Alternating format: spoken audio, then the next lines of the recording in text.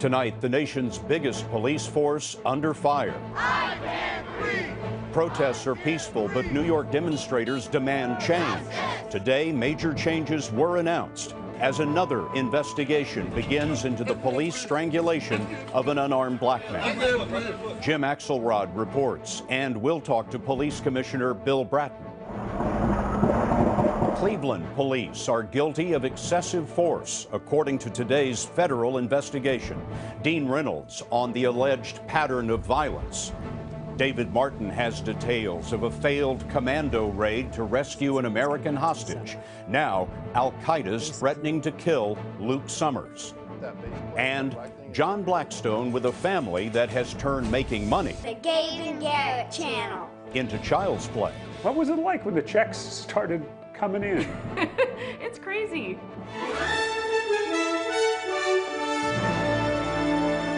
This is the CBS Evening News with Scott Pelley. Good evening. A second night of protests has begun in New York after a grand jury cleared a white police officer in the chokehold death of an unarmed black man. This is downtown Manhattan.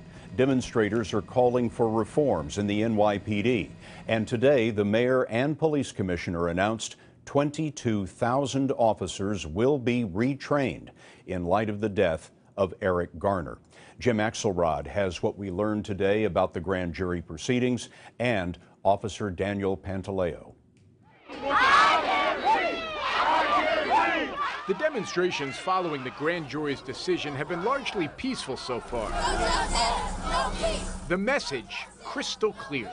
It's not about black or white, it's about life or death. Today, a judge granted the district attorney's request to make limited portions of the grand jury proceedings public. We learned the 23-member grand jury sat for 9 weeks, heard from 50 witnesses, 22 civilians and 28 police officers, emergency workers, and doctors. 60 exhibits were admitted into evidence. No testimony was released. That was not part of the prosecutor's request. CBS News has learned Pantaleo was the last witness, testifying for 2 hours. In a phone interview, his lawyer says Pantaleo told the grand jury he subdued Garner with a technique taught at the police academy. He indicated that he never used the chokehold. It was never his intent to utilize the chokehold. He never intended to apply any force to the individual's neck, and any contact with the neck was incidental. Today, the head of the police union, Pat Lynch, supported Pantaleo and blamed Garner. So we feel badly that there was a loss of life. But unfortunately, Mr. Gardner made a choice that day to resist arrest. Pantaleo has been sued twice for alleged racially based misconduct, including illegal searches and arrests. One case was settled for $30,000. In a statement, Pantaleo says he feels, quote, very bad about Garner's death and offered his condolences, which Eric Garner's widow, Esau, did not accept. Hell no. The time for remorse would have been when my husband was yelling to breathe. This morning, a group of prominent civil rights leaders called for a national day of protest and set it for 9 days from now, Saturday, December 13th, in Washington, D.C. Scott? Thanks, Jim. Joining us now is Bill Bratton on his second tour as New York Police Commissioner and the former head of the Los Angeles Police Department and the Boston Police. Commissioner, thank you for your time. Do you see anything in that videotape that you can justify? Well, the way it's going to now work, I will be doing an administrative investigation now that the criminal case is over. So we'll make a determination if anything that occurred is in violation of our policies and procedures. Mayor de Blasio just said the way we go about policing has to change. What are you prepared to change? We're actually doing a lot of changing in the NYPD. That we have put in place new training for our recruit officers, post-recruit training. We are going to retrain 20,000 officers with 3 days of in-service training on policies, procedures, protocols to try and reduce some of the tension, to try and reduce some of the use of force that we have to engage in from time to time. What does a black man in New York City have to fear from the NYPD? Actually, he doesn't have anything to fear from us. That's unfortunately, though. The people out there on the street don't think so. Well, that's correct. That's what I'm saying. That they don't, but they do feel that, and it's a result of, unfortunately, the stop, question, and frisk controversy that overshadows so much of the success in reducing crime in the city for so many years. We've reduced that impact significantly down from 700,000 stops to less than 50,000 this year. Through the training, we're trying to improve the way our officers interact and approach people. And if they have to engage in force, making sure that they have better skills in using that force. The officer involved in this incident says that he was taught that maneuver that he used at the police academy. Is that taught at the police academy? Is that sanctioned by the NYPD? Part of the investigation will be to determine what everybody has seen on that video. Is that, in fact, within the framework of what we teach our officers in terms of how do you take down a person you're attempting to arrest? Well, let me put it this way. Is a chokehold one of the things that officers are allowed to use in New York City? Chokeholds are prohibited by department policy going back to 1993. However, as in all cases with rules, regulations, there are exceptions. If an officer feels that he is in imminent danger, that some of the prohibitions that if he feels he's in a life-threatening situation, what needs to be understood, chokehold is not illegal. It's not against the law. It's against the department policy or protocol. Bill Bratton, Commissioner of the NYPD, thank you very much, Thank you. Pleasure to be with you. Commissioner Bratton also told us that officers will be retrained on safer takedown holds. Concern about violence by Cleveland police led to a federal investigation that began 2 years ago. Well, today, the Department of Justice concluded that Cleveland officers systematically engage in excessive force. Dean Reynolds shows us what that means. November 29, 2012, a high-speed police chase in Cleveland turned into this. Melissa Williams and Timothy Russell were killed in a literal hail of bullets. 137 rounds fired by police into their car. Police said they felt the couple shot at them, but no gun was ever recovered. Walter Jackson was Williams' uncle. I really can't pinpoint what was in their minds, but all I know it was like a modern-day lynching. On New Year's Day, 2011, an unarmed, mentally ill man named Edward Henderson was pursued for a traffic violation, and after surrendering, helicopter video captured him being savagely beaten by officers. None was prosecuted. And 12 days ago, 12-year-old Tamir Rice, brandishing a toy gun, was shot to death by a cop whose previous department sought to fire him for incompetence. It looks like they got him in custody. The Justice Department is now basically confirming what many in Cleveland already knew, including examples of rogue officers inflaming routine situations, slanting their after-action reports, or not writing reports at all. Justice looked into over 600 cases of excessive force here from 2010 to 2013. Cleveland Mayor Frank Jackson requested the review. There are problems in the division of the Cleveland Police, and this review has demonstrated some of those problems. Well, good afternoon.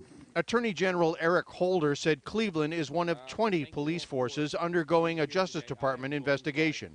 Has any pattern or pathology emerged from these that you think leads cops to cross the line? I think we certainly see patterns where you see inadequate training, where you see resource deficiencies, where you see cultural problems that exist within police departments.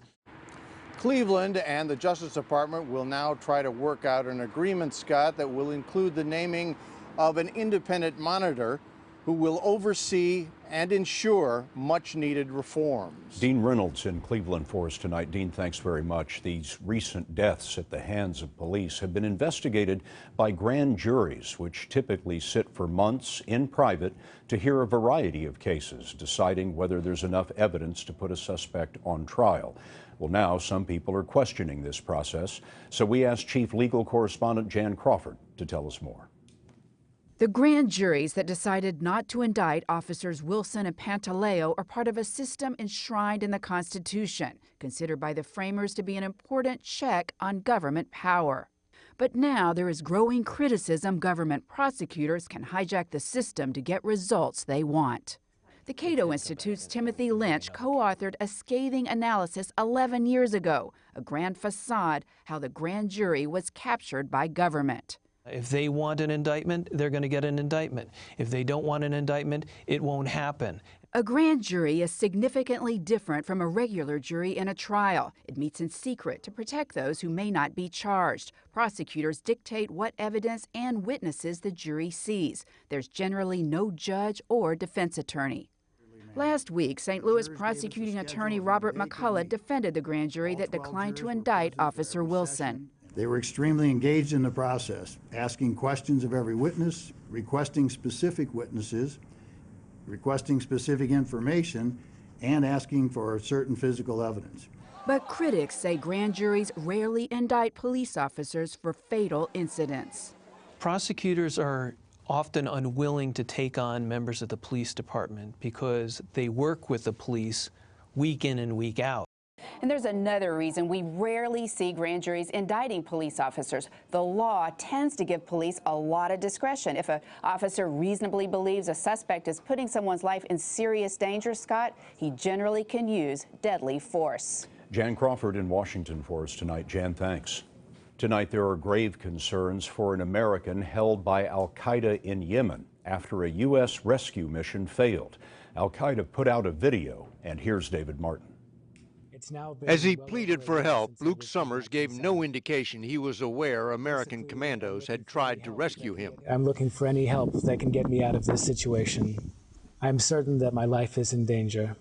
The attempt began Friday morning, November 21st, when the Joint Special Operations Command notified the Pentagon it had found the cave where Summers was being held along with other hostages and requested permission to conduct a rescue mission. Defense Secretary Hagel signed off on the mission Friday afternoon and sent it to the White House for the president's approval. After a series of meetings on Saturday, the president's national security advisors approved the mission on Sunday morning, even though surveillance of the cave had detected 2 hostages being taken away. The president, who had spent much of the weekend in Nevada, gave the final go-ahead on Sunday afternoon, ordering the raid to be conducted during the next period of darkness, which in Yemen was Monday night, November 24th. American commandos flew into Yemen by helicopter and hiked to the cave. They killed 6 al-Qaeda guards and rescued 8 hostages, most of them Yemeni. But Summers was not there. He evidently had been one of the 2 hostages taken away from the cave. A local al-Qaeda leader warned the U.S. not to try again. And today, Summers' brother and mother posted a video on YouTube trying to convince his captors they had nothing to do with the raid. Please understand that we had no prior knowledge of the rescue attempt for Luke, and we mean no harm to anyone. Al-Qaeda has now given the U.S. 3 days to meet a set of unspecified demands, or else Summers will face, quote, his inevitable fate. David Martin at the Pentagon for us tonight. David, thank you. In Saudi Arabia, the men call the shots, but some brave women are working to revolutionize their society. And a city prepares for the worst as a killer storm approaches when the CBS Evening News continues.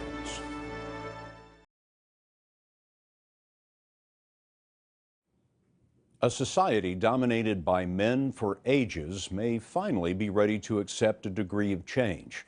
Holly Williams went to Saudi Arabia, where she found women fighting for their rights. Behind Saudi Arabia's modern facade is an ultra-conservative Islamic state. The male guardianship system means all Saudi women need a male relative's permission to work, go to university and travel overseas. But the country's king, Abdullah ibn Abdulaziz, is a reformer. He recently ruled that women should be allowed to vote in local elections and decided that 20% of the Shura Council, the body that advises him, should be female. One of those women, Dr. Thuraya Ahmed Obaid, is quietly working on a proposal that would revolutionize Saudi life by effectively ending male guardianship. Men and women over 18 will be independent citizens of the Kingdom of Saudi Arabia. They will make decisions about their lives. That's according to this proposal for a family law. Her colleague, Dr. Thuraya Al-Arayed, told us some male guardians have exploited their power over women. The purpose is to help the woman, but abusing it turned it into a catastrophe.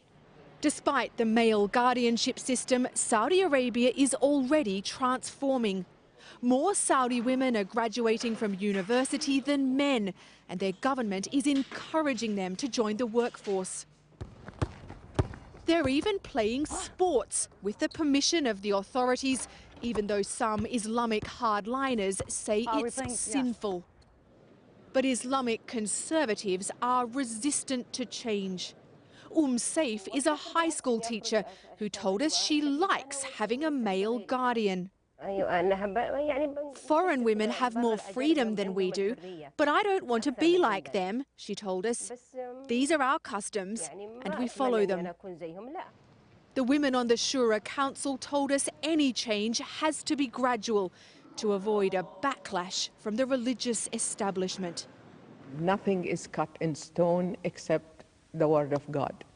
The rest can be improved on, can be fine-tuned, can be made to fit with the needs of today. This proposal that would end male guardianship is still a long way from becoming law. But Scott, the fact that there are women on the Shura Council and that they're even discussing it is a significant change in Saudi Arabia. Holly Williams with a rare look inside the closed kingdom. Holly, thanks very much. You may get the flu even if you got the vaccine. We'll tell you why next.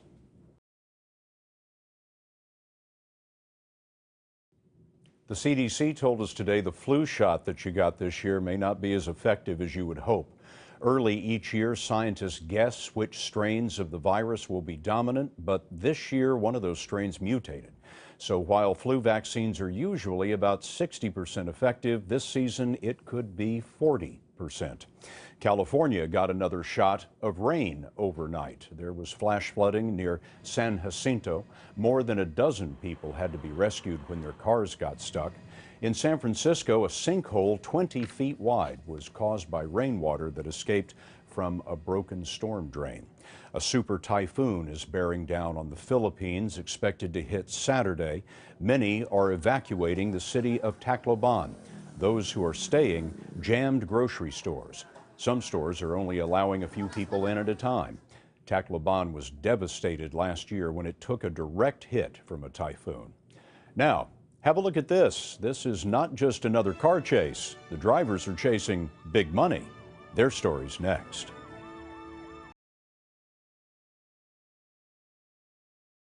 Finally tonight, how do kids know which toys they want? Well, often it's because they see other kids playing with them. And that gave a California family an idea. Here's John Blackstone with Babes in Toyland. Ready, action. Let's open this thing. With Christmas approaching, brothers Gabe and Garrett have plenty of work to do. You're watching the Gabe and Garrett channel. Their YouTube channel with videos of them trying out new toys Juggle Bubbles has tens of millions of views. This is the new Ford F-150. The brothers, 6 and 8, are likely to influence what shows up under many trees this Christmas. Today we are going to review the Hot Wheels Super 6. Gabe and Garrett's dad, Brian, shoots and edits the videos. Mom, Lori, is in charge of set decoration. It's a true family business. It really is. Yeah, I mean, we all have our part in it. Was your dad always chasing after you guys with the video camera? Yeah. Let's go! I think kids are really good at this because it's authentic and they tell it like it is. April Anderson sells advertising for Google, which owns YouTube. We have hundreds of thousands of content creators who make over 6 figures. It's gone beyond all of our wildest expectations. And now, you know, we get like 1 million views a day. How much money do you make from 1 million views a day? Probably a couple bucks per 1,000 views, so you can do the math on that. At a conservative $2 per 1,000 views, Brian gets a check for about $2,000 a day. That's around $730,000 for a year. What was it like when the checks started coming in? It's it's crazy. Gabe and Garrett's toy reviews may help make many kids happy this Christmas, but nowhere will they bring more happiness than in their own home. Oh, man. John Blackstone, CBS News, San Bruno, California. And that's the CBS Evening News for tonight. We're going to leave you now with a sign of the season, the lighting of the National Christmas Tree in Washington. For all of us at CBS News all around the world, good night.